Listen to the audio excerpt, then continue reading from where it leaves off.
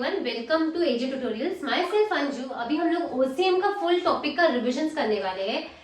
सारे आंसर्स को डिटेल में एक्सप्लेन करना पॉसिबल नहीं है एक लेक्चर में, और तुम लास्ट मोमेंट पे सारे आंसर्स को पढ़ने वाले नहीं हो। सो हम क्या करेंगे इस टॉपिक में, आज के दिन हम लोग सिर्फ हर क्वेश्चन से कीवर्ड्स एंड पॉइंट्स करेंगे। What is keywords?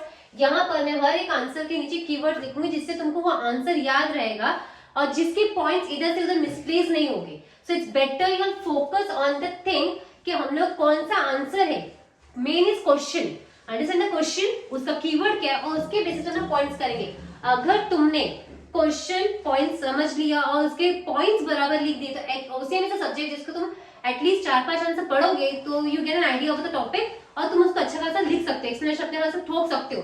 But the very important is points. तो आज के लेक्चर में हम लोग थोड़ा पॉइंट्स के ऊपर गो थ्रू करेंगे, पॉइंट्स याद करेंगे। अगर हमारे दिमाग में पॉइंट्स याद हो गए, सारे आंसर्स के क्या पॉइंट्स हैं, क्या कीवर्ड्स है, so you will definitely right the answer. OCM तुमको बहुत इजी हो जाएगा। कुछ आंसर मुझे ऐसा लगेगा कि नहीं लेना है, स्किप करना है, तो skip the answer, but majority हम लोग आंसर कर लेंगे। मे बी नेक्स्ट लेक्चर में आई विल ट्राई कि मैं उसको एक्सप्लेन करूं, but this lecture it's not possible. Start with the first answer, that is nature of principle of management. Management मतलब हमारा वेरी इंपॉर्टेंट टॉपिक है। लेसन नंबर फर्स्ट है। Marks क्या रहेगा, distribution, that will explain with the paper pattern जब मैं दूंगी। अभी उतना टाइम नहीं है, just will go to the answer. पहला आंसर है हमारा nature of principle of management. उसका कीवर्ड है यूनिवर्सल पार्लेजी फैक्ट कॉज। क्या कीवर्ड है? Universal Parle G fact cause. तो पहला पॉइंट है यूनिवर्सली एप्लीकेबल। जो मैनेजमेंट ऑफ प्रिंसिपल है वो यूनिवर्सली एप्लीकेबल है, मतलब हम कौन सी भी पार्ट के कौन सी भी वर्ल्ड में जाएंगे, किधर भी जाएंगे तो मैनेजमेंट होता ही है। हम छोटी चीज लो, बड़ी चीज लो, अब मैं इसको डिटेल में एक्सप्लेन नहीं करेंगे, इंडिविजुअली हम लोग एक्सप्लेन करेंगे, बट शॉर्ट में तुमको एक्सप्लेन कर देती हूँ। किधर भी जाएंगे हम लोग यूनिवर्सली एप्लीकेबल है। मतलब हम बोल सकते हैं कि मैं इधर कर रही तो भी मैनेजमेंट चाहिए, स्कूल में मैनेजमेंट चाहिए, एक ऑफिस में मैनेजमेंट चाहिए, दुनिया के कोई भी पार्ट में रहेगा तो वहां पर मैनेजमेंट चाहिए, मतलब यूनिवर्सली एप्लीकेबल है। Principle are form by practice and experiment. जो भी प्रिंसिपल फॉर्म है वो प्रैक्टिस करके, एक्सपेरिमेंट करके फिर उन्होंने प्रिंसिपल बनाया है। जो 14 प्रिंसिपल है हम लोग आगे पढ़ने वाले हैं, बट यहाँ पर हम लोग क्या करेंगे, पहला है यूनिवर्सल एप्लीकेबल, दूसरा है principle are form by practice and experiment. हाँ, एक्सपीरियंस बराबर ना। Okay, then general guidelines. ये जो हमको देता है जनरल गाइडलाइंस, मतलब कि कैसा करना है, क्या करना है, क्या नहीं करना है, वो चीजें। फ्लेक्सिबिलिटी, मैनेजमेंट की वजह से काम आसानी से होता है, इजीली हो जाता है, तो फ्लेक्सिबिलिटी है। Then all principles are equal important. जो भी प्रिंसिपल है, 14 प्रिंसिपल्स है, 14 के 14 इक्वली इंपॉर्टेंट है, वो हम डिटेल में नेक्स्ट आंसर में देखने वाले ही है। देन बिहेवियरल नेचर, ये बिहेवियरल नेचर है। And the last is cause and efforts relationship. To be very honest, I don't want to waste the time on the explanations. पहले हम लोग उसकी खाली पॉइंट्स करते हैं, नेक्स्ट लेक्चर में दो आंसर करके मैं एक्सप्लेन कर दूंगी। सो पहला पॉइंट है यू से यूनिवर्सल एप्लीकेशन, दूसरा है पी से that is Parle G, principles are form by practice and experiments. Then G से है जनरल गाइडलाइंस देता है, एफ से रहेगा फ्लेक्सिबिलिटी, ए से आएगा हमारा all principles are equal important, B से आएगा behaviour in nature, and cause से आएगा कॉज इफेक्ट रिलेशनशिप। ये हमारा पहला आंसर। क्या है इसका keyword? Nature of principle of management का कीवर्ड है, अगेन सुनो, universal Parle G fact cause. U से आता है यूनिवर्सली एप्लीकेबल, पार्लेजी, पी से आएगा principles are form by practice and experiments, then G से आएगा जनरल गाइडलाइन, एफ से आएगा फ्लेक्सिबिलिटी, ए से आएगा all principles are equally important, B से आएगा behaviour in nature, and the last is cause से कॉज इफेक्ट रिलेशनशिप। ये हमारा हो गया पहला आंसर। ये आंसर्स आते हैं 5 मार्क्स के लिए। सो पहला आंसर हो गया, will go to next answer. Next answer है सिग्निफिकेंस ऑफ मैनेजमेंट प्रिंसिपल। हमारा दूसरा है, इसका सिग्निफिकेंस का दूसरा नाम होता है इंपॉर्टेंस। तो कंफ्यूज नहीं होना कि सिग्निफिकेंस और इंपॉर्टेंस क्या है। इंपॉर्टेंस ऑफ मैनेजमेंट प्रिंसिपल, इसका कीवर्ड है पुश्ड हेल्प। इसका कीवर्ड क्या है हमारा? Pushed help. Significance of management principle is pushed help. P से आएगा provide useful insight to managers. पहला पॉइंट क्या है? पी से provide useful insight to managers. U से आएगा अंडरस्टैंडिंग सोशल रिस्पॉन्सिबिलिटी, यू से आएगा अंडरस्टैंडिंग सोशल रिस्पॉन्सिबिलिटी। पहला पॉइंट है provide useful insight to manager. U second U से अंडरस्टैंडिंग सोशल रिस्पॉन्सिबिलिटी। एस से आएगा साइंटिफिक डिसीजन, एस से आएगा साइंटिफिक डिसीजन। एच से आएगा helpful efficient utilisation of resources, resources का बेस्ट इस्तेमाल करो। ये हमेशा कॉमन ये कीवर्ड है जो बहुत सी जगह पे यूज होने वाला है। Helpful efficient utilisation of resources. E से आएगा encourages research and development, encourage करे रिसर्च एंड डेवलपमेंट। डी से आएगा डेवलप ऑब्जेक्टिव अप्रोच, डी से आएगा develop objective approach. And last is helps to coordinate and control, helps आएगा coordinate and control. तो again pushed help, important significance of principle of management का क्या है? Pushed help, P से क्या है? Provide useful insight to manager, P से क्या है? Provide useful insight to manager. U से क्या है? यू से क्या है? Understanding social responsibilities, understanding social responsibility, दिमाग में ध्यान से रखो। एस से क्या है? Scientific decision. एच से क्या है? Helpful utilization of efficient utilization of resources, helpful efficient utilization of resources। E से क्या है? encourages research and development, encourage कर रहा है research and development। D से क्या है? develop objective approach। and last is helps to coordinate and control। ये हमारा हो गया second answer, that is importance of principle of management. Keyword क्या है? Pushed help. One more time, P से क्या है? Provide useful insight to manager, right. Then U से क्या है? Understanding social responsibility.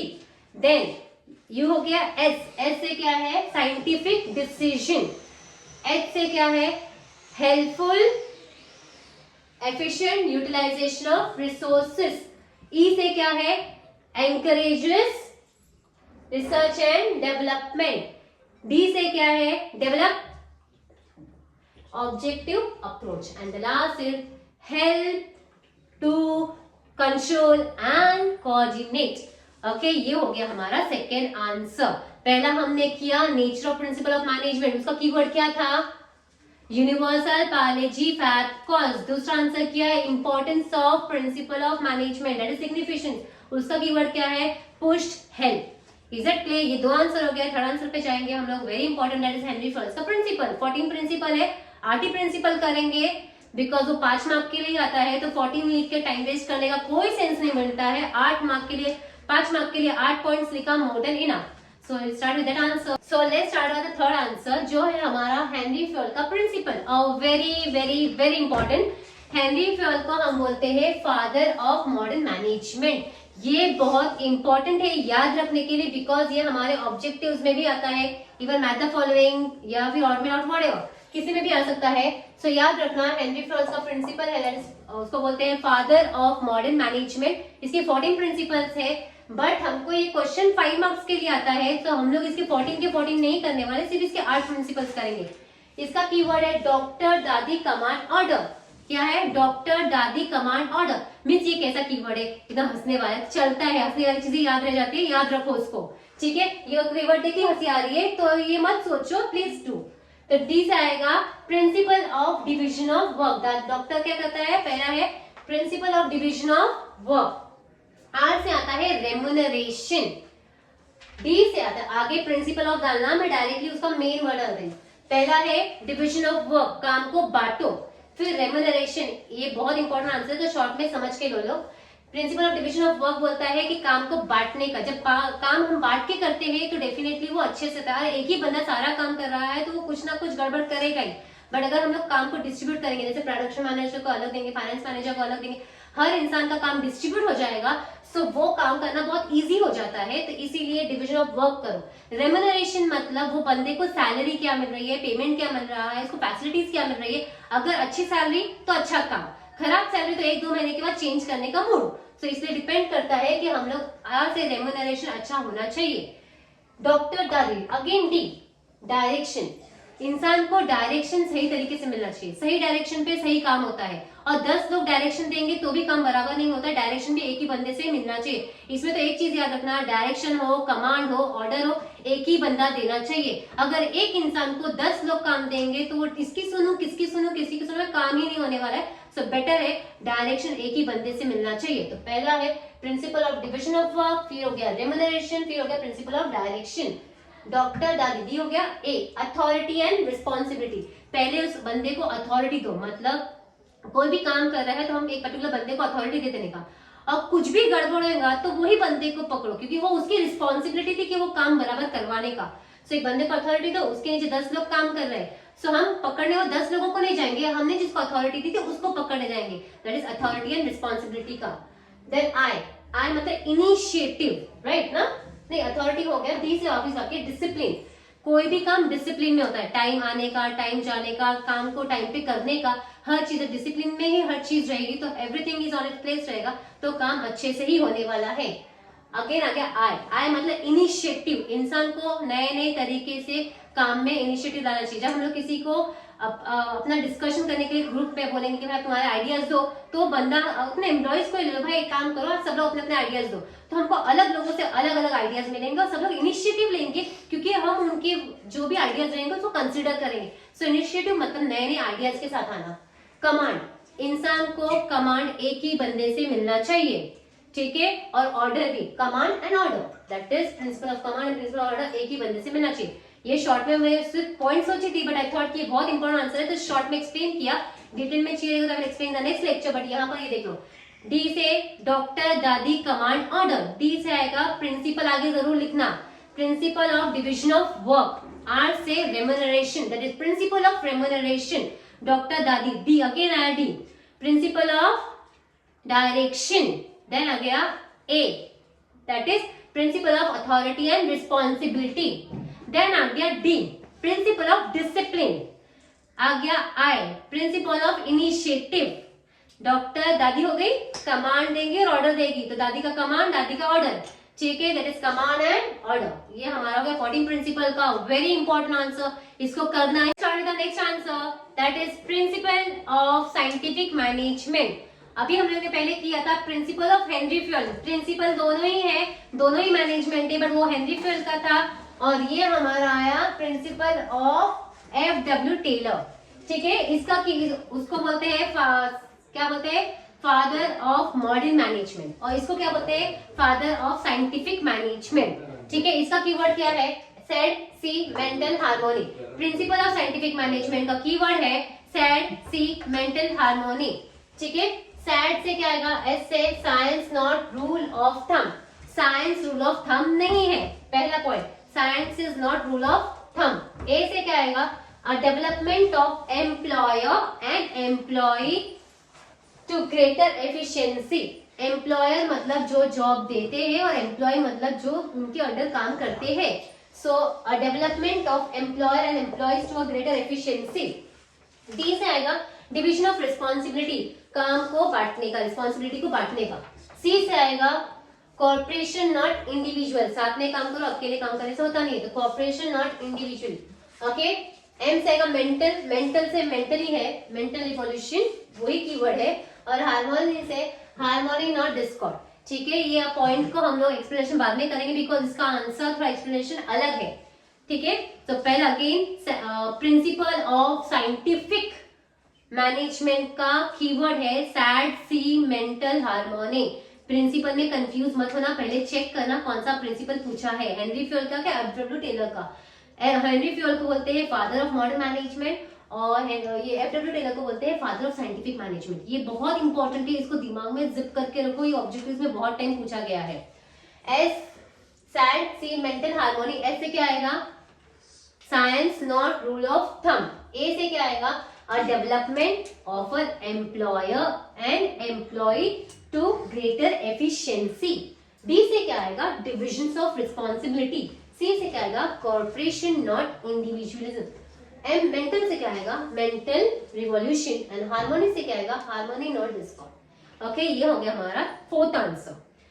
So next answer, that is the last answer for first chapter, that is technique of scientific management. इसका keyword क्या है, WS two scientific FD, क्या है WS two scientific FD, 6 points का है। अगेन साइंटिफिक मैनेजमेंट के techniques क्या है, ये 2023 में आया था ये क्वेश्चन, तो इसका है WS two scientific FD। W से क्या आएगा, वर्क स्टडी। W से क्या है, वर्क स्टडी। वर्क स्टडी में 4 है, that is time study, method study, motion study and fatigue study. पहला पॉइंट है मेरा वर्क स्टडी। वर्क स्टडी में 4 है, कौन सा 4 है, time study, method study, motion study and fatigue study. ये हो गया हमारा पहला।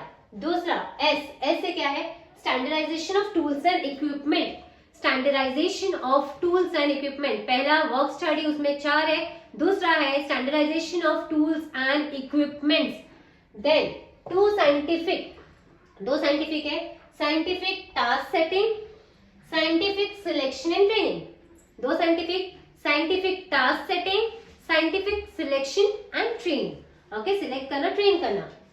देन एफ से आएगा फंक्शनल ऑर्गेनाइजेशन, एफ से क्या है, फंक्शनल ऑर्गेनाइजेशन, जो बहुत इंपॉर्टेंट है, उसमें 8 फॉर्मेन करके आता है ऑब्जेक्टिव में, जो भी प्रोनाउंसिएशन में होता है समझ के लेगा, हंसने की कोई बात नहीं होती है। डी से आ गया differential pieces rate wage plan, समझ में आ गया। Last point is differential piece rate wage plan, ये हमारा लास्ट पॉइंट है। अगेन लास्ट के 2 पॉइंट देख लेते एक बार। फंक्शनल ऑर्गेनाइजेशन फॉर्मेट, 8 फॉर्मेट, ये याद रखना, 8 फॉर्मेट, ये कभी कभार ऑब्जेक्टिव में आता है। And the last is D, that is differential piece rate wage plan, differentiate piece wage rate plan. One more time, हमारा साइंटिफिक मैनेजमेंट का टेक्निक है, that is WS, two scientific FD। W से क्या आएगा, work study, work study में कौन सा study है, वर्क स्टडी में time study, method study, motion study, fatigue study. Then S से क्या है, standardisation of tools and equipments, again two scientific में क्या है, scientific task setting, scientific selection and training. Then F से क्या है, फंक्शनल ऑर्गेनाइजेशन, फंक्शनल ऑर्गेनाइजेशन में क्या है, 8 4M, और डी से क्या है, differential piece rate wage plan. Okay, ये हो गया हमारा last answer. I think so हम लोग ने इसमें 5 आंसर्स किए, नेचर किया, उसके बाद हमने उसके इंपॉर्टेंस किए, फिर हेनरी फल का प्रिंसिपल किया, फिर हमने FW टेलर का प्रिंसिपल किया, और उसके बाद लास्ट आंसर हमने किया टेक्निक्स। ये 5 आंसर पे तुम्हारा फर्स्ट टॉपिक कंप्लीट है। पॉइंट्स को अच्छे से गो थ्रू करो, एक्सप्लेनेशन 2-3 बार रीड करो, यू कैन राइट समथिंग और अदर, बट पॉइंट्स करेक्ट होने ही चाहिए। For more such videos, please like, subscribe and share. Be in touch. Bye bye. Take care.